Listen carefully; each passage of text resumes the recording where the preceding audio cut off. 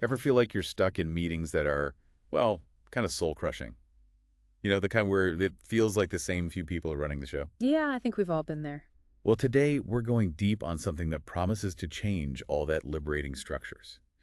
It's about finding ways to make group interactions, like meetings, way more engaging and productive. And don't worry, it's not about ditching meetings altogether. Oh, good. It's more like, how do we rethink the way we structure them? Because let's be honest, a lot of meetings get stuck in a rut using the same old formats, like presentations, open discussions. They only work so well. Okay, so we're talking about changing things up, but how? Well, the key here is something called microstructures. Think of them like the DNA of our interactions. Yeah. They're the almost invisible rules and habits that shape how we communicate and work together. Microstructures, huh? Yeah, and the problem is a lot of the conventional ones kind of put all the power in the hands of just a few people. Makes sense. Liberating structures, though, they're all about spreading that control around, giving everyone a real chance to participate, make their voice heard. So it's less about one person lecturing and more about everyone actively contributing. You got it. I like that. And for this deep dive, we're looking at The Surprising Power of Liberating Structures, the book, and a bunch of real-world case studies. Always good to have those real-world examples. Absolutely. And what they show is that these liberating structures can really unlock the potential of a group. We're talking outcomes that just wouldn't happen with the usual ways of doing things. So here's what you need to know, and more. Let's figure this out together. Exactly. Yeah. And one case study that really jumped out was about how the Army completely changed their after-action reviews by using something called a user experience fishbowl. User experience fishbowl. Yeah. Okay, now you have to explain that. Sure. So picture this. You have a small group in the middle of the room having a conversation, and everyone else is watching and listening. Like literally in a fishbowl. Kind of. The idea is that everyone gets a turn to be in that inner circle, so you get a much wider range of perspectives. Interesting. So how did that work for the Army? Well, before, it was mostly officers reporting back to a superior, which didn't always capture the full picture. But with the fishbowl, they were able to have these open, honest conversations with each other. More peer-to-peer learning. Exactly. And they were sharing things that you wouldn't get from a formal report, the real nitty-gritty details that could make a big difference. Yeah, like those insider tips and tricks you only learn from experience. Makes sense. And on top of that, the book talks about how this format built a stronger sense of camaraderie and trust between the officers. So it's not just about sharing information, it's about strengthening relationships too. Absolutely. I can see how that could be valuable in any team, really. And that's the thing about liberating structures. They can be adapted to all sorts of situations.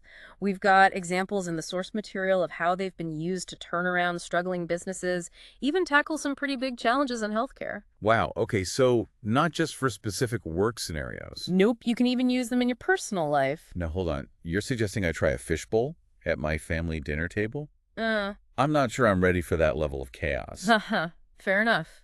Maybe not a fishbowl specifically, but there are other structures that could definitely help with family communication, which we'll dive into later. The point is, these aren't just some fancy corporate tools. They're actually really simple ways to improve how any group interacts. All right, I'm starting to see the possibilities here.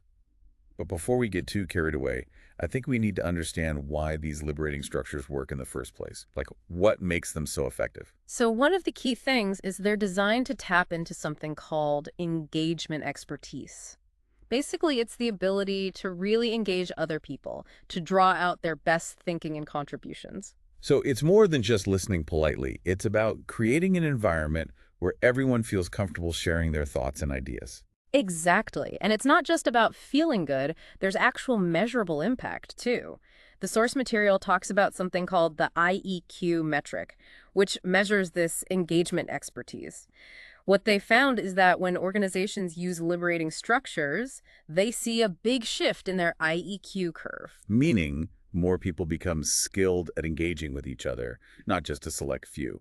But what does that actually look like in a workplace, for example? Well, think about it. People are more proactive about sharing information. Brainstorming sessions actually lead to creative solutions, and decisions are made collaboratively, which means everyone feels more ownership over the outcome. So it's not just about warm and fuzzy feelings. It's about real, tangible improvements in how teams work together. Absolutely. That's what makes liberating structures so exciting. It's almost like we're uncovering hidden potential within groups. You could say that. And the best part is, you don't have to be a CEO or some big shot consultant to start using them. They're for everyone. Now that's empowering. Right. You don't have to wait for someone. And then you double that, so each pair joins with another pair, making a group of 4, and you further refine and prioritize your ideas together. So we're slowly expanding the circle, making sure everyone's voice gets heard before we open it up to the whole group. Right. And that's where the all comes in. Each group of 4 then shares their top 1 or 2 ideas with everyone else. Ah, so it's not a free-for-all, everyone's shouting at once. Definitely not, haha. It's more organized. This way, even in a big group, everyone's thinking has been incorporated into the discussion. I like that. And it seems like it would help prevent situations where 1 or 2 loud voices dominate the conversation. Exactly. But isn't there a chance that some good ideas might get lost along the way? There's always that risk with brainstorming, but with 1, 2, 4 all, because you're constantly synthesizing and prioritizing ideas, the best ones usually rise to the top. Plus, I imagine going through that process helps everyone feel like they're part of the solution. Yeah. You know? Absolutely. It builds ownership and understanding. And that brings us to another great structure called appreciative interviews. Appreciative interviews. That sounds positive. It is. The idea here is to focus on what's working well instead of dwelling on problems.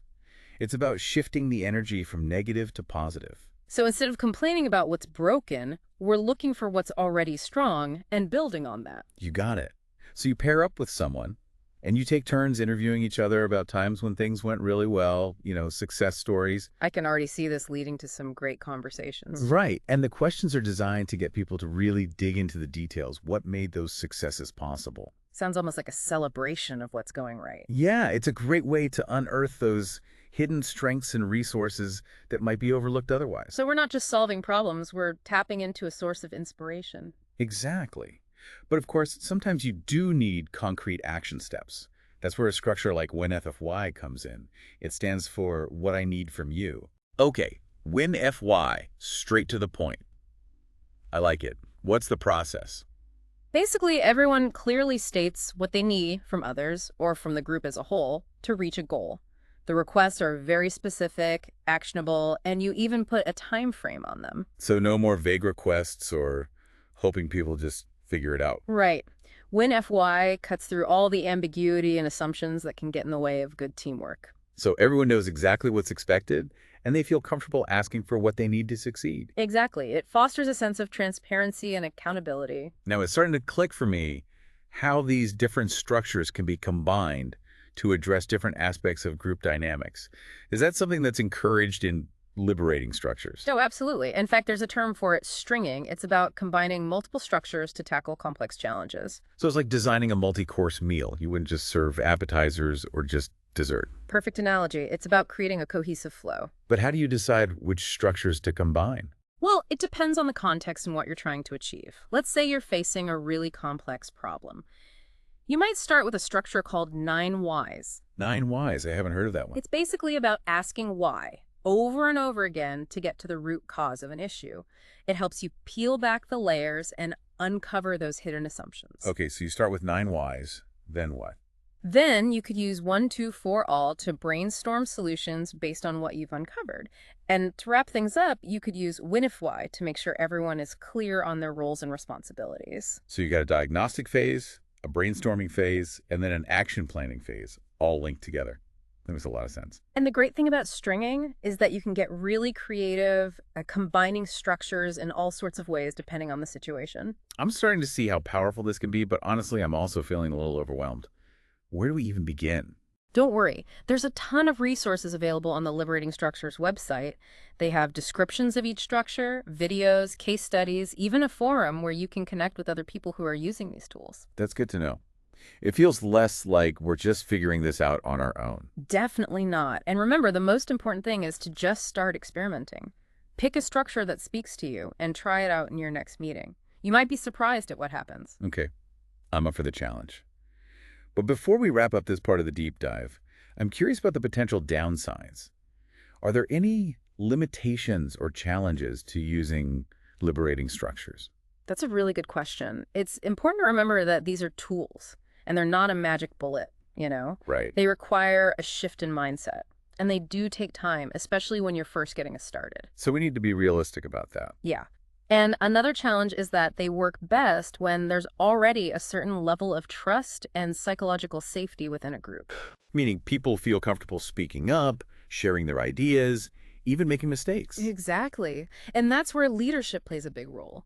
Leaders need to be willing to let go of some control, to empower others. It's not just about introducing the structures, it's about creating a culture that supports them. Absolutely. Sounds like it can be a real journey, with both challenges and reward. Definitely.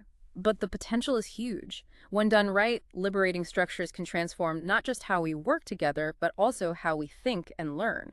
That's a powerful thought, and it makes me wonder, could we use liberating structures to help us implement liberating structures? Aha! I love that. It's a very meta question, and the answer is yes. Okay, I'm intrigued. How would that work? Well, for example, you could use a structure called TRZ, which stands for Theory of Inventive Problem Solving. It's all about identifying and overcoming obstacles. You could use it to figure out what's standing in the way of implementing these structures in your organization. So we're using one set of tools to refine how we use another set of tools. I like that. Exactly, and that's what makes this so interesting. It's not about rigid rules. It's about being curious, trying things out, and always learning. Okay, I'm feeling inspired. Yes. I'm ready to stop talking and start doing. But before we move on, any final thoughts on where we go from here? We've only just scratched the surface. But that's the exciting part, right? With liberating structures. It's all about exploration. And you don't have to do it alone. Yeah, those resources we talked about, especially that website. The Liberating Structures website. Yeah, it's a treasure trove of information. Seriously, they've laid it all out. You can really dive deep into each structure. And connect with other people who are using them. That community aspect seems really valuable, especially when you're first starting out. Totally. It's like having a network of support as you experiment and figure things out. Speaking of sharing, we want to hear from you. Absolutely. What structures are you trying out? What's working? What's not? Have you had any aha moments? Share your stories on the Liberating Structures forum or reach out to us directly. We might even feature your story in a future deep dive. Now, that's an incentive. But even beyond sharing your experience, Think about the impact you can have just by trying these out. start small, maybe with your team at work. Or even in your personal life, with your family or a community group. Yeah, what interaction in your life could be improved by changing the structure, even just a little bit? That's the question we want to leave you with. What's your first experiment going to be? Because ultimately, this isn't just about theory. It's about taking action. Making these tools your own. Unlocking the potential in the groups you're a part of. And creating a world where everyone feels empowered to contribute their best. So go liberate yourselves. And let's see what amazing things we can accomplish together. Thanks for joining us on this deep dive into liberating structures. Until next time, keep liberating.